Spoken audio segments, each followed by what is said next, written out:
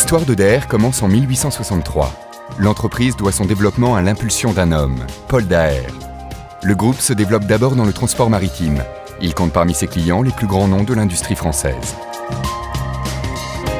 Dans les années 1880, l'armateur est chargé du transport d'une cargaison de rails. L'entreprise confie cette mission au clipper Herald of Morning.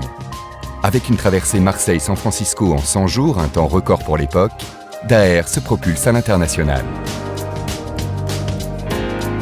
1921. Changement d'époque, changement de direction. Un des fils de Paul apporte une nouvelle ouverture sur l'étranger. Depuis Paris, il crée une branche d'affrètement et négocie le transport des 2 premiers grands pipelines sur le Proche-Orient. Daher devient une référence de premier ordre dans le monde de l'énergie. 1930, le progrès est en marche. Le sifflement des trains accompagne le développement du groupe. Daher devient l'expert du transport de locomotives, de wagons et de voitures ferroviaires. 40 ans plus tard, un nouveau défi attend Daher.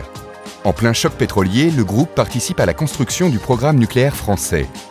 3 grues d'une capacité de levage de 550 tonnes sont mobilisées pendant 2 ans sur chaque chantier de centrale. Dans les années 80, les industriels commencent à externaliser leur logistique. Daher accompagne ce virage et devient un partenaire global pour de nombreuses sociétés industrielles et de biens de consommation.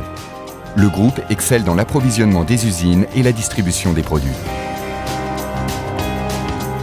Déjà partenaire d'Airbus pour le transport de tronçons, le groupe est choisi en 1989 pour l'acheminement de la porte avant du Beluga et son support. Pour ce voyage d'Angleterre à Toulouse, Daher invente un itinéraire qui, aujourd'hui encore, est utilisé pour les convois de l'A380.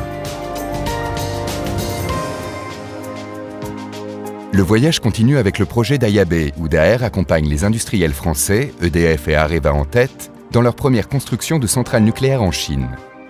Daher est chargé de l'approvisionnement de certains composants et du levage sur site. La chute du mur de Berlin ouvre les échanges avec les pays de l'Est. Daher remporte en 1994 le contrat pour Technip de la raffinerie d'Omsk en Sibérie. Via les mers de l'Arctique et le fleuve Ob, prisonnier des glaces 10 mois sur 12, Daher achemine 11 000 m3 d'équipements industriels jusque sur le site de construction.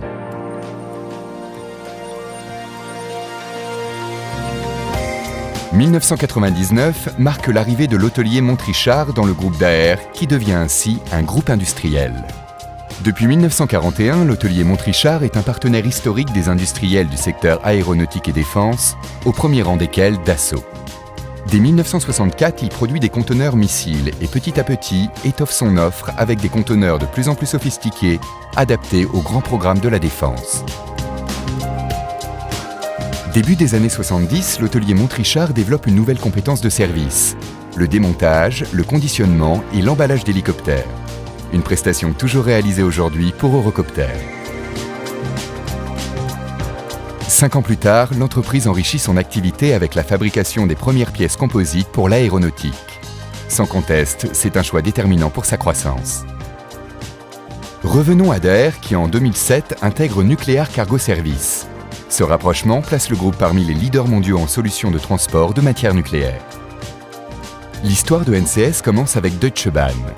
En 1984, le réseau ferré allemand crée à Francfort une unité spécialisée dans le transport de produits radioactifs. Une dizaine d'années plus tard, son activité s'élargit à l'entreposage.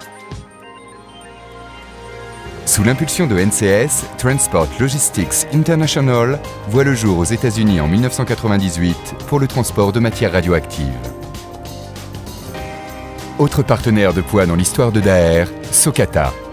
Avec cette nouvelle intégration en 2009, le groupe devient constructeur d'avions et conforte sa position d'équipementier de rang 1 pour l'aéronautique. Socata est l'héritier des aéroplanes Morane-Saulnier créés en 1911 à Puteaux. Le plus ancien avionneur du monde toujours en activité aujourd'hui permet à Roland Garros en 1913 de réaliser la première traversée aérienne de la Méditerranée. Après ce premier coup de maître, Morane-Saulnier n'en finit plus d'innover. En 1953, à présent basé à Tarbes, il invente un nouveau métier, celui d'aérostructurier, et produit les 100 premières cellules et la totalité des voilures du Fouga Magister. L'année d'après, c'est à l'aviation d'affaires que l'entreprise s'attaque avec son MS 760 Paris. La déesse du ciel, comme on le surnomme, est le premier avion d'affaires au monde.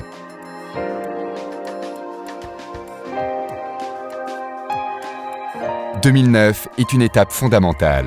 Le Fonds stratégique d'investissement et Aerofund augmente le capital de Daher pour accélérer son développement.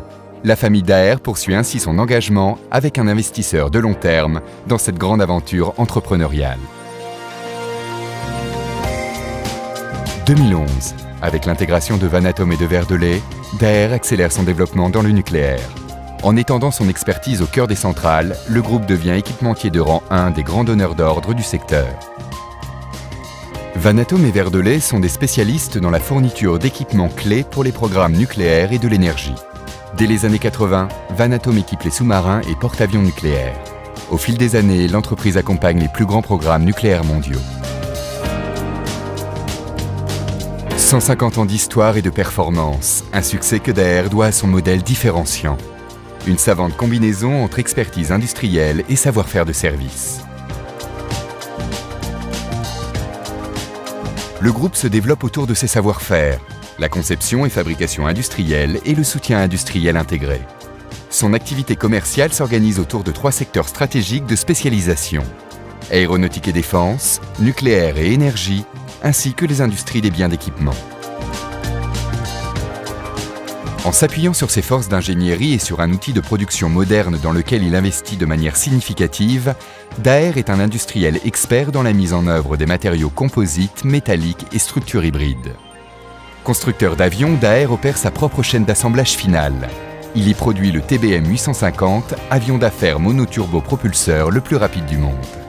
Que ce soit dans le domaine de l'aéronautique, la défense ou le nucléaire, Daher conçoit et fabrique des aérostructures, des systèmes et des équipements clés pour les plus grands donneurs d'ordre.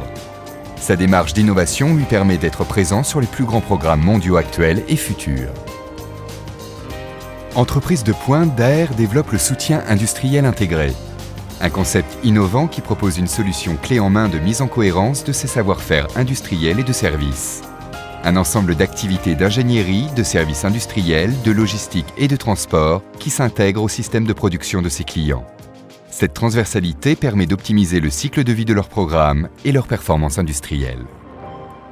Fort de son histoire, de ses exploits et de ses expertises, Daher est un équipementier de rang 1 pour les industries de haute technologie.